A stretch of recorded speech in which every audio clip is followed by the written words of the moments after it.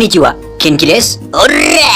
Semoga para rebahan semua diberi kesehatan dan beras yang melimpah. Walaupun bulog, tapi nggak apa-apa. Yang penting masih bisa dicerna.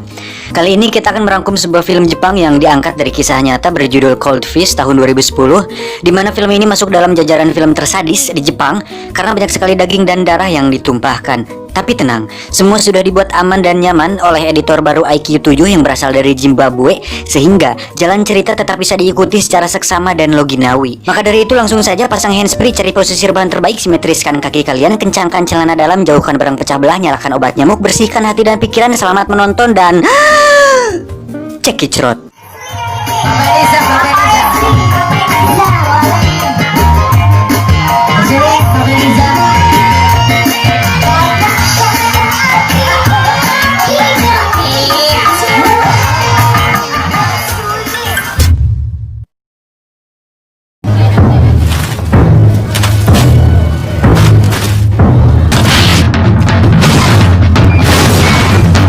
Film ini akan menceritakan tentang seorang pria bernama Samoto. Dia merupakan seorang kepala rumah tangga yang tidak tegas, lemah, pemalu, dan terkesan mengalah terhadap segala sesuatu hal. Ini Mitsuko anaknya, dan ini adalah Taiko istrinya. Taiko ini merupakan istri keduanya setelah istri pertama Samoto, yaitu ibu kandungnya Mitsuko, meninggal dunia. Dan Taiko selalu terlihat murung seperti ini karena hubungannya dengan Mitsuko, anak tirinya, sangat tidak baik. Samoto sendiri memiliki sebuah toko ikan kecil yang sangat sederhana dan sehari-hari dia hanya mencari uang dari toko ikan kecilnya tersebut. Pada adegan ini, mereka sedang makan malam bersama, namun bisa disimpulkan bahwa hubungan di antara ketiganya kurang terjalin dengan baik. Dan itu menandakan bahwa keluarga mereka kurang harmonis. Mitsuko tiba-tiba mendapat telepon dari pacarnya dan memutuskan untuk pergi keluar saat itu juga.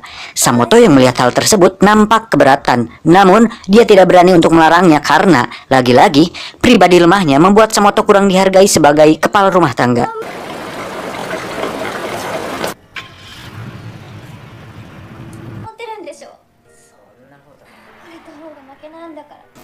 Selesai makan, Samoto ternyata sedang ingin melakukan pengencrotan, tetapi nampaknya Taiko menolak hal itu.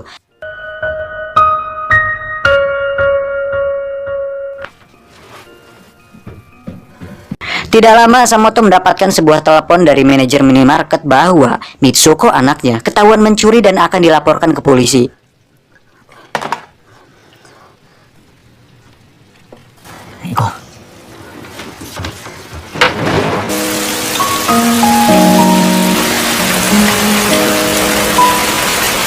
Tiba di sana, Samoto dan Taiko langsung meminta maaf dan memohon agar Pak Manajer tidak memperpanjang masalah ini ke polisi. Tiba-tiba muncul seorang pria parubaya yang mirip kakek Sugiono masuk dan ikut duduk di sana. Beliau ini bernama Murata. Dia merupakan seorang pria yang sangat ramah dan menyenangkan.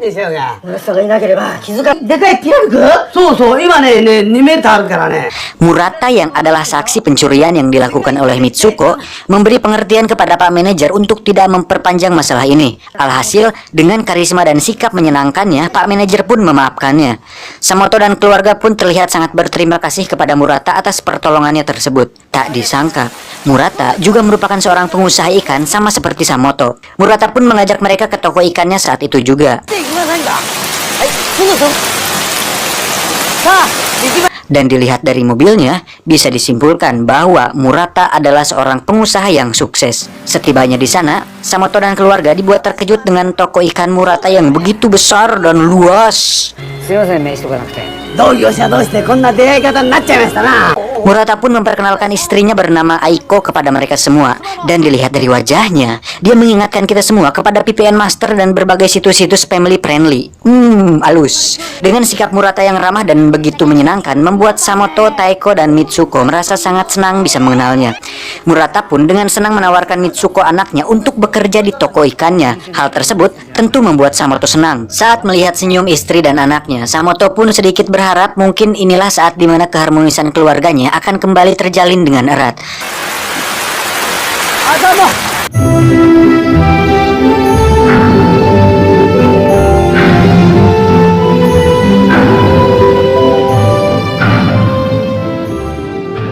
Esok harinya mereka kembali ke tempat Murata untuk mengantarkan anaknya Mitsuko bekerja di toko ikan milik Murata. Samoto pun izin pulang duluan karena harus mengurus toko ikannya tersebut.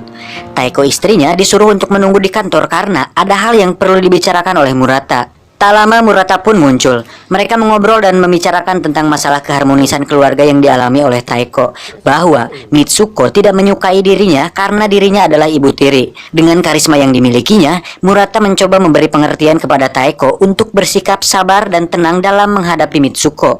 Juga perlakukan Samoto suaminya dengan sikap yang lebih menyenangkan.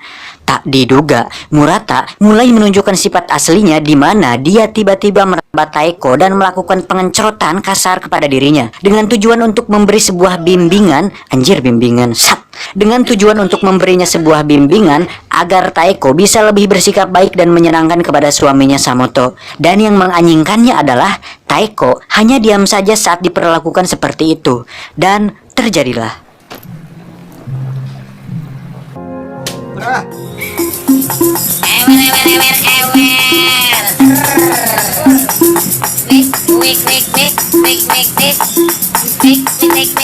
Singkat cerita, Murata pun mengantarkan Taeko pulang ke rumahnya. Di sana sudah ada Samoto yang menunggu. Mereka pun sangat berterima kasih kepada Murata atas semua kebaikan yang diberikan kepada keluarganya. Istrinya dicicipi orang. Murata pun meminta Samoto datang kembali ke tokonya besok untuk membicarakan bisnis dengan para relasinya. Samoto pun dengan senang menerima undangan tersebut. Saat di dalam, Samoto dikejutkan dengan sikap romantis dan agresif yang ditunjukkan oleh Taeko. Samoto pun terlihat sangat senang dengan perubahan sikap Taeko tersebut. Esok hari Samoto pergi dan bertemu dengan Murata dan para relasinya tanpa tahu bisnis apa yang akan dibicarakan. Samoto pun dibujuk Murata untuk ikut meeting bersamanya dan disuruh untuk bersikap sebagai bagian dari orangnya Murata. Dalam meeting tersebut terjadi perselisihan di antara Murata dan relasinya, yang intinya relasinya itu tidak setuju dengan keputusan yang diambil oleh Murata. Murata terlihat marah dan menunjukkan sikap yang berbeda 720 derajat dengan sebelumnya. Perubahan sikap yang drastis tersebut membuat Samoto yang melihatnya cukup terkejut. Tidak lama, Aiko istrinya datang membawa minuman botol untuk mereka semua. Tak lama setelah itu, si relasi tersebut terlihat mengerang seperti keracunan dan akhirnya tewas saat itu juga. Samoto yang melihatnya mencoba memberi pertolongan, namun Murata malah melarang dan meneriakinya. Murata pun mengatakan bahwa hidup itu keras dan untuk mencapai sebuah tujuan diperlukan cara yang keras juga. Itu merupakan hal biasa dalam kehidupan. Samoto kemudian diancam jika dirinya melaporkan hal ini kepada polisi, maka Mitsuko anaknya akan bernasib sama seperti si relasi tersebut. Dan Samoto dipaksa untuk menjadi tangan kanan Murata dalam setiap bisnis yang dilakukannya. Samoto yang lugu dan polos pun terlihat panik dan terpaksa menuruti semua perintah Murata.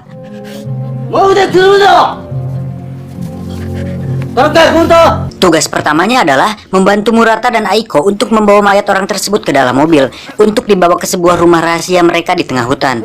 Oke, sampai di sini mari saya jelaskan. Berdasarkan riset yang dilakukan oleh tim IQ7 yang pernah bekerja sebagai tukang pijatnya Maria Ozawa, Murata ini adalah sosok psikopat yang sangat manipulatif, atau dalam bahasa sederhananya pandai berbohong dan lihai dalam mengendalikan perasaan orang lain dengan karisma dan sikap yang diperlihatkannya. Hal itu dibuktikan dengan terjebaknya Samoto di lingkaran hidup Murata yang penuh kegelapan. Lanjut, sesampainya di sana, mereka pun membawa mayat orang tersebut ke dalam rumah. Samoto diminta untuk pergi keluar selagi mereka mengurus mayat orang tersebut. Tidak lama, Samoto disuruh masuk ke dalam. Dan terkejutnya dia saat melihat Murata dan istrinya sedang mencang mayat orang tersebut. Darah dan daging pun tumpah ruah dan membanjiri lantai di sekitarnya. Anjir, Jepang paling bisa emang kalau soal darah-darahan. Mereka berdua pun tertawa sambil menjahili Samoto yang terlihat mual karena melihat darah dan daging yang sudah tercincang tersebut. Baik ya.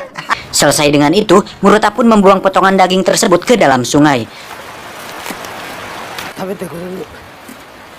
Sepulangnya dari sana, Samoto langsung pulang ke rumah dan mendapati istrinya sedang mandi. Lalu, untuk melepas stres, Samoto pun mulai remas dan melakukan Nah, lagi-lagi anjir. Baru mulai udah 2 kali pengencrotan. Anjing. Lanjut, Samoto yang masih syok dengan kejadian hari ini pun tidak bisa tidur dengan tenang dan minum segelas air untuk menenangkan diri. Esok harinya dia kembali ke tempat Murata untuk memeriksa keadaan Mitsuko. Namun, dirinya malah diajak untuk bertemu dengan seseorang bernama Mr. Tutsui. Beliau ini adalah teman dekat sekaligus rekan bisnis dari Murata. Dan pemuda ini adalah bernama Yanto, dia adalah anak buah dari Mr. Tutsui. Saat mereka mengobrol, tak diduga mereka kedatangan tamu tak diundang yang merupakan geng Yakuza. Murata-san. Ternyata mereka semua datang ke situ untuk menanyakan saudaranya yang menghilang, dan saudaranya itu adalah orang yang sudah Murata bunuh kemarin. Di sini kita bisa melihat bagaimana cara psikopat menyelesaikan masalahnya. Murata dan Aiko yang sama-sama psikopat dengan lihainya berpura-pura seolah tidak tahu mengenai hal itu. Mereka berdua bersikap ketakutan dan menyedihkan agar geng Yakuza tersebut simpati. Di sana Mr. Tutsui juga berperan seolah tidak tahu dan meyakinkan geng Yakuza bahwa Murata dan istri adalah orang baik dan polos. Alhasil geng Yakuza tersebut berhasil tertipu dengan trik mereka berdua.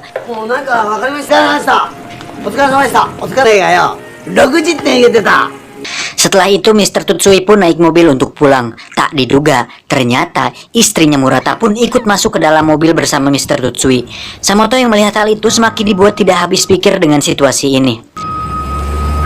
Tidak lama, seorang polisi pun mendatangi Samoto dan menanyakan perihal Murata yang sudah lama dicurigai menjadi penyebab hilangnya beberapa orang yang pernah bekerja dengannya.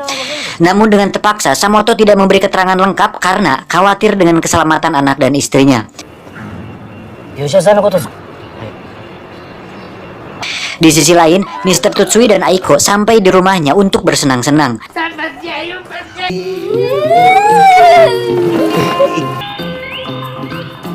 Sianto anak buahnya pun diminta untuk tetap di sana dan menonton selama mereka berdua melakukan pengencerotan.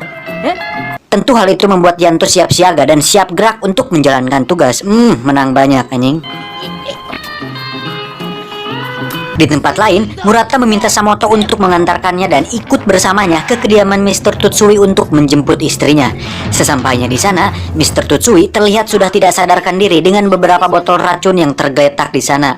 Samoto yang melihat hal itu akhirnya menyadari bahwa ini semua hanya akal-akalan Murata dan istrinya untuk melenyapkan Mr. Tutsui demi memuaskan hasrat membunuh mereka berdua. Sianto yang tidak menyadari rencana ini pun disuruh untuk minum dulu biar tenang. Samoto yang melihatnya spontan melarangnya, namun Yanto keburu meminum racun tersebut. Melihat Yanto masih berdiri, Murata dan sang istri langsung mencekik lehernya dengan tali hingga Yanto kehabisan napas. Alhasil Samoto pun harus kembali membantu mereka berdua untuk membawa jasad Mr. Tutsui dan Yanto kembali ke rumah di tengah hutan tersebut. Saat mereka berdua menyincang mayat Mr. Tutsui dan Yanto, Samoto diminta untuk membuatkan teh untuk mereka berdua. Selesai dengan itu, mereka pun menuju ke jembatan untuk membuang daging cincang tersebut ke sungai. Sebagai hadiah, Murata meminta Samoto untuk melakukan pengencerotan bersama istrinya Aiko. What the fuck? Cek, pengen dong? Murata mengungkapkan bahwa itu adalah imbalan atas bantuan Samoto selama ini. Sebagai pria baik-baik, tentu Samoto menolak hal tersebut. Dari situ, Murata menjelaskan bahwa seorang pria harus siap siaga dengan segala sesuatu yang tak terduga. Dia pun mengatakan bahwa dia sangat benci dengan sifat pemalu dan lemah yang dimiliki oleh Samoto. Murata mengatakan bahwa Samoto terlalu pandang dan terlihat seperti homo. Murata yang kesal akhirnya mengatakan bahwa dirinya sudah melakukan pengencerotan kepada istrinya Taeko sewaktu dia di kantor, dan dia mengatakan bahwa Taeko menikmati hal tersebut. Dari situlah akhirnya Samoto mulai emosi dan memukul wajah Murata. Tidak lama, Samoto pun menghampiri Aiko dan langsung memasukkan si Joninya di depan Murata. Tak diduga, Samoto diam-diam mengambil pulpen dan menusuk leher Aiko. Kemudian, dia menghampiri Murata dan menusuknya berulang kali hingga Murata sekarat. Dan anehnya, Aiko malah tertawa melihat hal tersebut. Dan bisa disimpulkan bahwa selain doyan membunuh, Aiko juga memiliki kelainan di mana dia akan merasa sangat senang saat merasakan sakit dan melihat orang lain kesakitan. Sungguh membagongkan, bukan? Setelah itu, mereka kembali ke rumah di hutan tersebut. Kemudian, Samoto meminta Aiko untuk pincang tubuh Murata seperti dia pincang para korbannya. Samoto mengatakan jika sekarang dirinya adalah Murata yang baru dan Aiko adalah istrinya. Itu berarti Aiko harus menuruti semua perintahnya. Entah karena alasan apa, Aiko pun menurut begitu saja. Tapi setelah dilakukan riset oleh tim IQ7, Aiko menurut begitu saja karena melihat sosok Samoto yang berpotensi lebih sadis dari Murata, dan karena Murata sudah tidak ada, Aiko yang memiliki sifat melayani menganggap Samoto sebagai tuan baru baginya. Samoto kemudian pergi dari sana dan menuju ke toko ikan Murata untuk membawa anaknya Mitsuko pulang ke rumahnya. Dan kita bisa lihat sikap Samoto yang berubah menjadi kasar dan galak kepada Mitsuko. Tiba di rumah, Samoto menyuruh istrinya memasak untuk makan bersama. Dari sini bisa disimpulkan bahwa Samoto sudah muak dengan semuanya dan mulai berontak dengan cara memaksa mereka melakukan keinginannya. Dan yang diinginkan Samoto adalah hanya ingin memiliki keluarga yang harmonis dengan makan malam bersama yang hangat dan bahagia. Namun dengan semua yang telah dilaluinya, sepertinya keinginannya tidak bisa terwujud karena segala sesuatu hal tidak bisa dipaksakan sesuai keinginannya. Samoto lalu memutuskan kembali ke rumah hutan tersebut dan di tengah perjalanan dia menelpon polisi yang mendatanginya waktu itu. Tiba di sana, Samoto langsung membunuh Aiko kemudian duduk di kursi dengan darah di sekujur tubuhnya. Tidak lama, polisi pun datang dan ternyata istri dan anaknya pun ikut di mobil tersebut. Taeko kemudian menghampiri Samoto untuk memeluknya. Namun, ternyata sudah ada pisau di tangannya. Alhasil, Aiko pun tewas.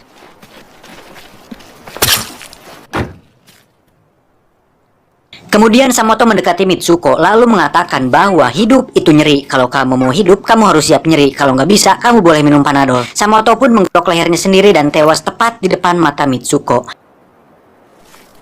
Mitsuko yang melihatnya malah tertawa dan sepertinya dia mengalami gangguan mental karena syok dengan kejadian tersebut.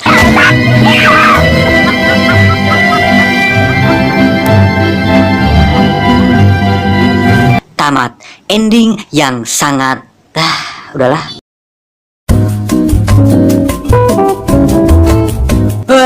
Ngantuk untuk sesi penjelasannya. Jangan lupa subscribe, like, komen, dan share agar saya dapat uang dari AdSense untuk mengganti biaya kopi dan rokok selama saya ngedit video ini. Salam pengangguran Indonesia. Ora, kenje, bagisi, ora. Mario Jawa, Juleng Opai, Amerika Cinosi, Anio kita, hentai.